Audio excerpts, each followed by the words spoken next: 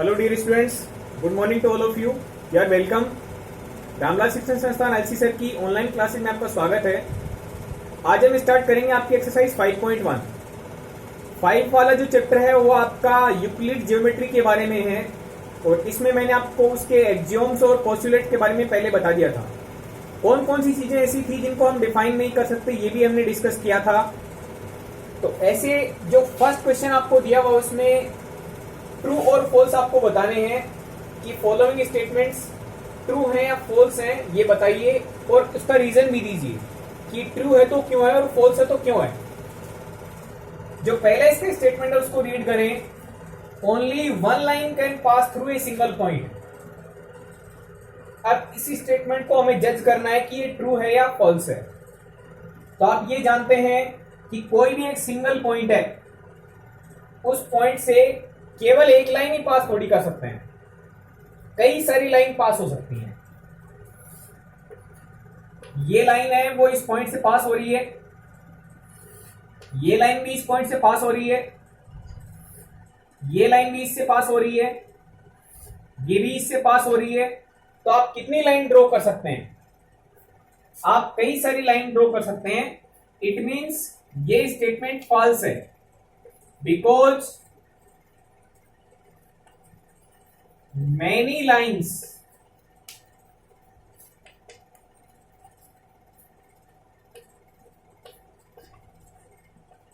indefinite और infinite, कितनी lines draw कर सकते हैं? infinite lines can be drawn from a single point। एक ही पॉइंट से कई सारी लाइंस पास की जा सकती हैं। इसने क्या स्टेटमेंट दिया था कि only one line can pass through, केवल एक लाइन पास थोड़ी हो सकती है, कई सारी लाइन पास हो सकती हैं। इट मींस ये स्टेटमेंट इसका फॉल्स है। स्टेटमेंट नंबर 2 देखते हैं। सेकंड वाले में लिखा है there are an infinite number of lines which can pass through two distinct points. इसमें लिखा है there are infinite lines which can pass through two distinct points। इसका क्या मतलब है? देखिए, इसका हिंदी में मतलब ये है कि कोई दो फिक्स अलग अलग पॉइंट्स हैं। डिस्टिंक्ट का मतलब विभिन्न, विभिन्न मतलब अलग अलग। तो कोई दो फिक्स अलग अलग पॉइंट्स हैं, उन पॉइंट्स से इनफाइनाइट लाइंस हम ड्रॉ कर सकते हैं। ये इसका स्टेटमेंट है। तो ये आपको मालूम है कि दो यदि फिक्स पॉइंट हैं कोई भी, तो उनसे आप इनफाइनाइट नहीं, केवल और केवल एक स्ट्रेट लाइन ड्रॉ कर सकते हैं। इस पॉइंट और इस पॉइंट यानी दोनों पॉइंट से आपकी केवल और केवल एक ही लाइन स्ट्रेट पास हो सकती है। केवल एक लाइन ड्रॉ कर सकते हो। दो अलग अलग फिक्स पॉइंट है तो एक ही पॉइंट होता तो उससे कई सारी लाइन हम ड्रॉ कर सकते थे, लेकिन पॉइंट यदि दो हैं, फिक्स हो गए, तो इसका मतलब दो पॉइंट से आप सिंगल स्ट्रेट लाइन ड्रॉ कर सकते हैं। आपने चैप्टर नंबर 4 पढ़ा था, उसमें देखा होगा जब हम ग्राफ ड्रॉ करते हैं तो ग्राफ के लिए आपको टेबल में दो पॉइंट लेने के लिए बोला जाता है। तो ग्राफ पेपर पे यदि दो पॉइंट को हम प्लॉट कर लेते हैं तो दोनों से एक फिक्स स्ट्रेट लाइन हम ड्रॉ कर सकते हैं, इसीलिए दो पॉइंट्स आपके लिए जाते हैं। तो इसका मतलब यदि दो अलग अलग पॉइंट हैं तो उनसे इनफाइनाइट लाइन पॉसिबल नहीं है, केवल एक स्ट्रेट लाइन पॉसिबल है। तो इसका मतलब क्या है? ये स्टेटमेंट है वो फॉल्स है। Only a unique line can pass through, only a unique line can pass through a single point, sorry, through two distinct points। दो यदि अलग अलग जगह पे अलग अलग पॉइंट हैं तो उनसे आप केवल एक स्ट्रेट लाइन ड्रॉ कर सकते हैं, बहुत सारी ड्रॉ नहीं कर सकते हैं। ये आपका इसका सेकंड पार्ट था।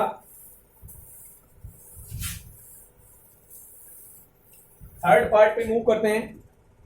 थर्ड में लिखा है a terminated line can be produced indefinitely on both sides.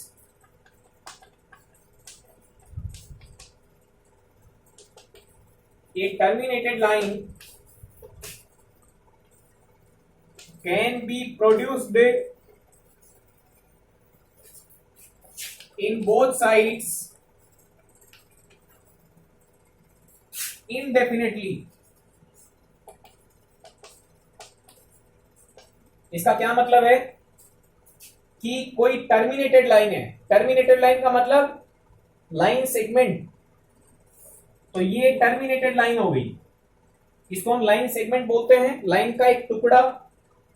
तो टर्मिनेटेड लाइन है उसको हमें प्रोड्यूस कर सकते हैं, एक्सटेंड कर सकते हैं दोनों साइड्स में इनडेफिनिटली, यानी इस साइड में भी बहुत आगे तक इसको एक्सटेंड किया जा सकता है, इस साइड में भी बहुत पीछे तक इसको एक्सटेंड किया जा सकता है।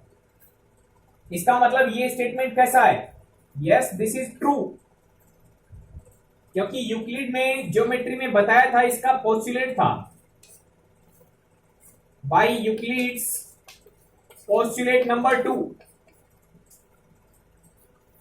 कि कोई भी एक टर्मिनेटेड लाइन है उसको हम दोनों साइड में प्रोड्यूस कर सकते हैं इनडेफिनिटली, अनंत तक, इधर भी और इधर भी।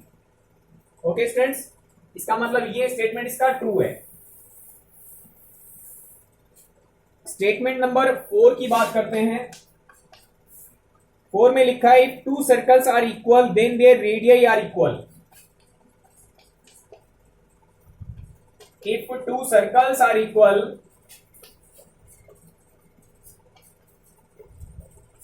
देन देयर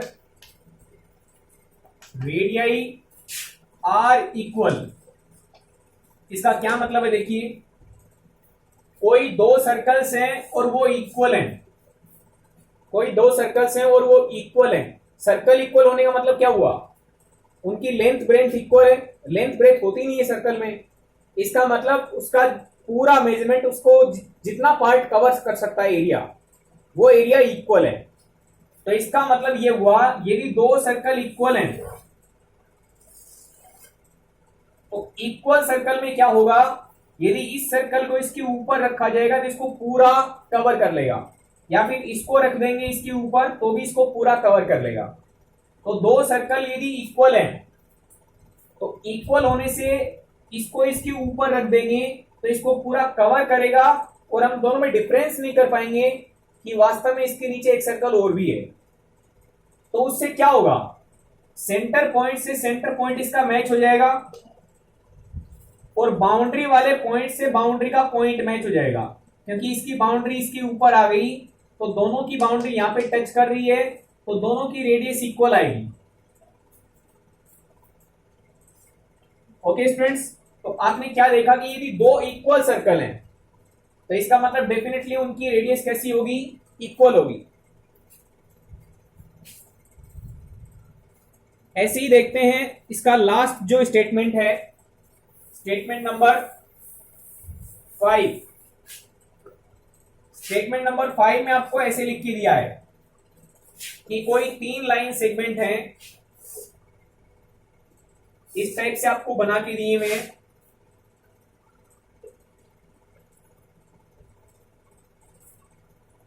एक का नेम दिया है AB, एक का नेम दिया PQ, एक का दिया XY, और आपको ऐसे बोला है AB is equal to PQ and PQ is equal to XY।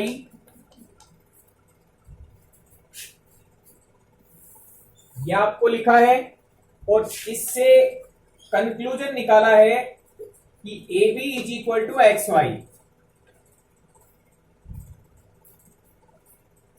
Okay students, आपको फिगर में तीन लाइन सेगमेंट बना के दिए, उन लाइन सेगमेंट्स के बारे में बताया है।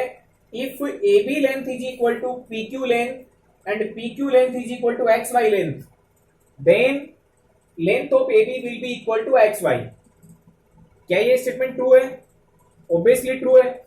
ये लेंथ इसके बराबर है, ये इसके बराबर है, इसका मतलब ये दोनों बराबर है।